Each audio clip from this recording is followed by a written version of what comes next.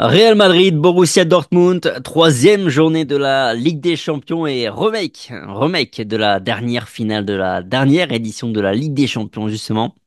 Comment on se retrouve, hein, Rota? Ouais, un vieil ami, un vieil ennemi. Le Borussia Dortmund, c'est vrai que sur les 10 dernières années, c'est un adversaire qu'on a assez souvent affronté, qui nous a parfois réussi, parfois non. Mais oui, on se retrouve après une finale de Ligue des Champions qui a été plus compliquée que ce qu'on espérait, même si on savait que ce serait une finale et que ce serait compliqué. Donc voilà, un adversaire de Dortmund qui échange souvent d'effectifs, mais qui arrive toujours à être au plus haut niveau. Donc toujours intéressant de les retrouver, tout comme c'est toujours compliqué. Hmm. Et justement, une équipe qui a effectivement encore un peu changé durant cette intersaison, comme le soulignait Carlo Ancelotti cet après-midi en conférence de presse. Un nouvel entraîneur, quelques changements de joueurs également, mais toujours la même identité et de jeu et ça roule toujours, hein. Toujours sans les bords. Ouais, ils arrivent à recruter des petits prodiges, de jeunes joueurs à fort potentiel qui généralement partent pour un gros billet et ils arrivent aussi à maintenir une certaine fidélité de la part de joueurs allemands notamment qui font leur charnière. Donc franchement, ouais, c'est une équipe qui est quand même plaisante à avoir évolué dans le temps parce que c'est quand même compliqué quand tu sais que pratiquement tous tes meilleurs joueurs partent au Bayern parce que c'est le meilleur club du pays, parce qu'il y a aussi des accords historiques qui font que forcément le Borussia Dortmund est un petit peu redevable du Bayern Munich, mais bon, c'est pas le sujet. Donc oui, c'est quand même très fort, même si parfois on est déçu, on les attend toujours à la lutte pour la Bundesliga ou à la deuxième place, et c'est vrai quand on les voit un petit peu plus loin au classement, on dit qu'ils font une saison de merde tout simplement. Alors que c'est pas réellement le cas. Il y a beaucoup de turnover quand même chaque année du côté du Borussia, et comme je le disais, c'est une équipe qui arrive quand même toujours à se recycler et ça reste très fort. Premier de Ligue des Champions, après ces deux matchs. Deux énormes, de gros succès, 3-0 face à Bruges et 7 buts à 1 face à Glasgow, le Celtic. Ça fait peur, non? Même si peut-être justement, on va voir leur vrai niveau face au Real Madrid, puisqu'en championnat, c'est un petit peu plus nuancé. 4 victoires après cette journée de championnat, 14 buts marqués, 12 buts encaissés. Ouais, c'est pas que ça fait peur, c'est que, tu vois, Dortmund va être très décomplexé. Dortmund a déjà 2 victoires, une différence de but qui est pour le coup soignée. C'est une équipe qui aime prendre des risques, qui va prendre des risques face au Real parce que bah forcément en jouant son va-tout, c'est aussi là où ils auront le plus de possibilités de faire flancher le Real Madrid. Le Real, lui, par contre, en face, aura quand même la pression. Il y a eu un revers à Lille et un nouveau revers mettrait vraiment à mal les hommes d'Ancelotti. Donc je pense que Dortmund peut un peu capitaliser là-dessus, se dire que eux, ils sont déjà à 2 victoires, plus 9 de différence de but. C'est énorme. Et en face, le Real Madrid va peut-être un poil trembler. Donc, je pense que c'est un peu la carte à jouer pour les Allemands. Donc oui, ce match va quand même être non seulement décisif pour le Real parce que on est au troisième match, il faut quand même faire attention en cas de contre-performance. Et puis face à un adversaire qui, justement, comme je le dis, aura rien à perdre. Mm. En face, on va avoir un certain Serhou Guirassy, le Guinéen qui est né du côté de Arles en France. C'est l'une des nouvelles recrues de cette équipe allemande là, durant cette intersaison. 7 buts marqués en 7 apparitions. Je crois qu'il a même claqué encore une fois il a claqué un triplé là durant la trêve internationale. Le Guinéen pardon, est la grande menace principale côté allemand. Ouais, il a déjà 5 buts et oui, il a mis 5 pions en 2 matchs avec la Guinée, donc très très chaud. Mais oui, il est sur ses stats de la saison passée à Stuttgart. Très très gros joueur que ce Serhou Guirassy.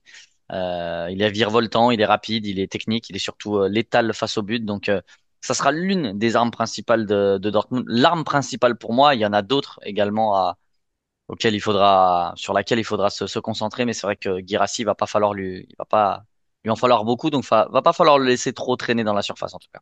Mm. Un bon test pour une défense madrilène qui bat un peu de l'aile sur certains matchs. Parlons du Real, justement. Après la défaite à Lille, on l'a dit, tu parles d'une équipe allemande complètement décomplexée face au Real Madrid. En revanche, côté Real Madrid, bah, il y a un petit peu quand même déjà la pression du résultat, puisque si on venait à faire une deuxième contre-performance consécutive, ça pourrait nous mettre dans une situation inconfortable dans l'objectif d'être dans les 8. Bah, dans une position bien inconfortable parce que tu dois encore jouer le Milan, tu dois encore jouer Liverpool, donc attention, vraiment attention. Oui, mais le Real n'a pas le droit à l'erreur pour moi. C'est pas à mettre la pression que de dire ça. Ça voudra absolument pas dire que le Real est proche de l'élimination. Pas du tout. Il restera à 5 matchs derrière, donc il n'y a pas non plus de quoi ultra s'alarmer. Mais le Real Madrid a l'ambition d'être dans les 8 pour s'éviter un barrage. Il y a déjà assez de matchs cette saison, déjà dans un premier temps, puis pour se rassurer tout simplement. Et puis voilà, c'est aussi un match à domicile. Le Real doit l'emporter, donc. Non, c'est un match où il y aura de la pression, de l'enjeu, mais c'est aussi, comme on l'a dit, souvent l'exutoire du Real Madrid. Le Real, c'est une équipe qui est incroyable en Ligue des Champions, on le sait, où ses joueurs se subliment. On va donc espérer que tout le monde se sublime demain soir pour bah, souffler un petit peu dans cette LDC. Mm. Et juste avant le Classico, ce serait pas mal non plus. En plus. Petit point conférence de presse, pardon, avec quand même pas mal de petites choses intéressantes à relever par rapport à Carlo Ancelotti. Thibaut Courtois s'est aussi présenté en conférence de presse, mais bon, il n'y a pas forcément, il y a rien de très croustillant, pardon, à relever du côté du Belge. En revanche, côté Carlo Ancelotti, d'abord, il a estimé que son équipe n'était pas encore à 100%, voilà, que ça continuait à bosser sur l'aspect défensif, car c'est ce qui manque encore à l'équipe selon lui. Il a reconnu que l'équipe avait plus de mal aussi sur le jeu de possession parce que, comme il le disait, le Real n'a pas forcément les profils pour jouer dans des espaces réduits. Voilà, plutôt sur les espaces ouverts en transition rapide. Sur le plan tactique, d'abord, il a précisé aussi que face au Celta, il ne s'agissait pas d'une défense à 3, seulement que Tchouaméni s'intercalait sur les phases de possession entre les deux centraux. Mais ça, tu l'avais quand même déjà très bien expliqué, Rota, sur le débrief. Mais je le précise aussi pour ceux dans les commentaires qui nous avaient un peu chargé parce que selon eux, on n'avait pas eu la bonne lecture, même si c'était pas non plus totalement un 4-4-2 comme on l'avait un petit peu développé. Enfin bref. Et par rapport à Bellingham, justement, qui avait ce côté qui jouait dans un rôle un peu de milieu droit, attaquant droit sur les phases offensives, il a dit que oui, c'était une consigne que lui avait donnée de le mettre plus à droite parce que voilà, sur le côté gauche, il était bien plus occupé avec Vinicius et Mbappé qui aimaient aller dans cette zone-là. Ouais, il disait avec Bellingham et avec Rodrigo, il y a moyen aussi de trouver de l'efficacité sur le côté droit. Et enfin, par rapport à Mbappé, justement, on lui a demandé ce que lui demandait aux joueurs, en faisant un peu référence à, bon, je pense que tu l'as vu un peu l'extrait là du reportage de Movistar sur Luis Enrique. Il y a une séquence où on voit Luis Mhm. Enrique prendre un par Mbappé et lui demander notamment d'exercer pressing, de se mettre bien c'est sur Cubarsí, je crois, pour empêcher la première relance face au Barça. Enfin bref, on lui a demandé ce que lui demandait à Mbappé et il a dit qu'il demandait simplement de marquer des buts. Voilà, il lui a dit, je demandais la même chose à Benzema pour le citer, à savoir qu'il soit bien positionné, qu'il se tienne prêt pour les transitions quand on récupère le ballon. Une petite réaction par rapport à tout ce que je viens de dire. Bah écoute, ça fait beaucoup de conneries de la part d'Ancelotti en conférence de presse. La dernière fois que j'ai entendu autant de conneries, je crois que c'est quand je regardais TPMP à l'époque. Donc c'est dire. Ouais, il y a beaucoup de choses à analyser. On pourrait y passer des heures, mais je trouve qu'il y a énormément de conneries. Déjà les consignes face à Vigo, bah donc il a confirmé que tous les mauvais choix, bah ce sont ses consignes. Donc ça c'est très fort. Franchement, c'est très très fort de sa part. Euh, c'est, enfin, déjà le fait d'intercaler Tchouaméni à la relance, même si je l'avais bien expliqué, je pense que même si c'est son numéro 6, je pense que nécessairement c'était pas, enfin, il peut mettre Kamavinga à cette place-là pour être une première rampe de lancement, mais enfin, dans les phases où t'as pas le ballon, bah, tu réintercales Tchouaméni en milieu défensif. Déjà, c'est une chose qui est faisable et je pense que ça valoriserait un petit peu la qualité de balle et la sortie de balle du Real. Bon, en tout cas, ça, c'est un avis. Donc après, je suis pas Carlo Ancelotti et j'ai pas entraîné le Real Madrid ni gagné de Ligue des Champions, mais ça, c'est un avis qui, je pense, est un peu pertinent. Euh, tu l'as très bien dit par rapport aux commentaires qui nous parlaient du 3-4-3. Moi, j'ai pas compris les gens qui ont vu un système à 3. La seule raison pour laquelle ils parlaient d'un système à 3, c'est que Tchouaméni venait s'intercaler, comme je le disais, mais à aucun moment, les deux Espagnols sur le côté avaient le rôle de piston. Donc, moi, j'ai réagi à aucun commentaire parce que franchement, pour moi, ça avait pas de sens. Mais bon, on n'est pas là pour critiquer ceux qui commentent ou pour répondre à tout ça, mais c'était juste le petit parallèle. Je vois pas comment on a pu voir une défense à 3. Et puis ça aurait été très risqué de la part de Carlo Ancelotti de surcroît à Vigo. Enfin, vous imaginez, enfin, je sais pas si t'imagines Tom, Carlo Ancelotti qui passe à trois défenseurs alors qu'il le fait jamais à Vigo. Non, c'est pas c'est pas lui non plus. Mais ouais, sinon il y a beaucoup de choses. Kylian Mbappé, oui, je trouve que c'est renforcer la fainéantise de Kylian Mbappé que de dire je lui demande de marquer, pas de presser. Pour moi, ça c'est une dinguerie. C'est une vraie dinguerie d'entendre ça parce que qu'ils lui disent qu'il n'est pas obligé de déclencher toujours du pressing ou de gérer ses phases de pressing ou gérer ses phases de repli pardon, ou ses courses vers l'arrière. Ça, ok, on est tous d'accord. J'ai toujours été le premier à le dire. Vinicius, Neymar, Arjen Robben, Kylian Mbappé, enfin bref, tous ce genre d'ailiers qui font des courses à haute intensité, enfin de nombreuses courses à haute intensité dans un match, ne pourraient pas les faire et être lucides après celle-ci s'ils défendaient. Ça, c'est sûr. Il y a aucun problème là-dessus. Par contre, de dire, je lui demande pas de presser, ça me dérange beaucoup parce que je ne vois pas l'intérêt de dire ça. Je ne vois pas l'intérêt de donner cette consigne-là, puisque un pressing en soi, bah, c'est simplement permettre à ton équipe de souffler, de récupérer le ballon plus haut et de mettre tes adversaires en crise de temps. Donc, ça n'a aucun sens pour moi, en fait, de dire ça, que ce soit pour Kylian Mbappé ou d'autres, d'ailleurs. Donc, ouais, il y a beaucoup de choses qui me dérangent dans cette conférence de presse, en résumé. Voilà. Que Carlo Ancelotti n'a certainement pas de consignes, de conseils à recevoir de ma part, mais en tous les cas, moi, j'ai quand même le droit en tant que supporter de dire que toutes ces animations et tout ce qu'il propose ne me plaisent pas en termes de jeu, en termes de plaisir foot. Et cette saison, voilà, plus que jamais. Mm.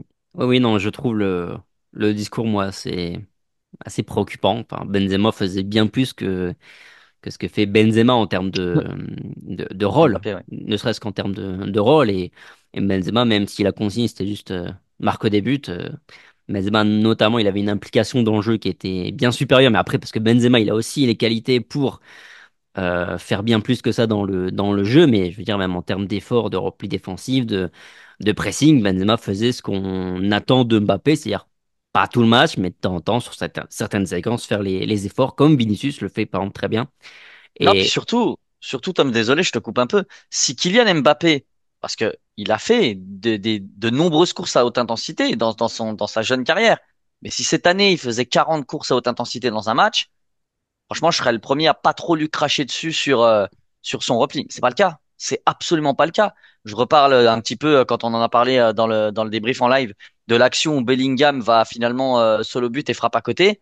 C'est parce que Kylian Mbappé ne fait pas de course vers l'avant quand il doit le faire. Donc, c'est-à-dire que s'il ne fait pas ça et qu'il presse pas et qu'il ne défend pas, bah, ça commence à faire beaucoup pour un joueur qui finalement marque un peu, ouais, certes, mais dans le jeu n'est pas fou. Donc, je trouve que l'excuse de Carlo Ancelotti, enfin pas l'excuse, mais la justification de son rôle, elle est pas très appropriée.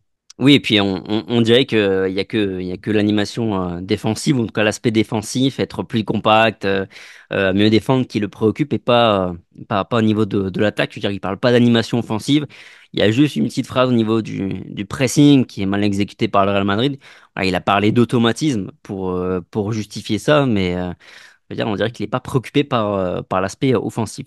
Tout ça, ça t'inspire quoi pour demain? Est-ce qu'on va maintenir un peu le même cap que face au Celta demain face au Borussia Dortmund, ou est-ce que tu vois une évolution, un retour du 4-3-3 avec Rodrigo qui va à un moment donné, je pense, faire son retour dans le 11, et surtout l'heure de vérité, c'est un peu demain pour Rodrigo parce qu'on sait que le dernier match, il y avait il y avait des petites blessures ou un retour de trêve internationale.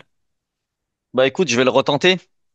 Je vais le retenter. Je vais dire que oui, demain à domicile, le Real va repasser à 3 avec Rodrigo qui rentre. Mais d'un autre côté, c'est toujours le même problème que j'ai, comme je le dis toujours. Moi, je trouve qu'on est quand même plus performant à 4. J'aimerais qu'on prenne des automatismes à 4 milieu de terrain, pardon. Et surtout, bah, quel milieu de terrain tu enlèves? Bellingham, tu peux pas l'enlever. Valverde non plus. Kamavinga ou Tchouaméni, est-ce que vraiment il se séparait de Tchouaméni juste après avoir dit en conférence que bah, qu'il était absolument vital pour le système du Real?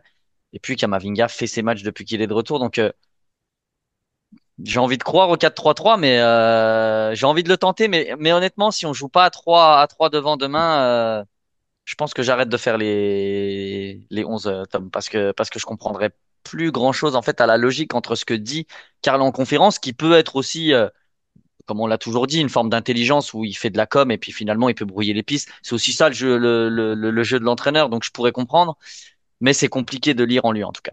Donc j'ai pas vraiment d'idée si tu veux.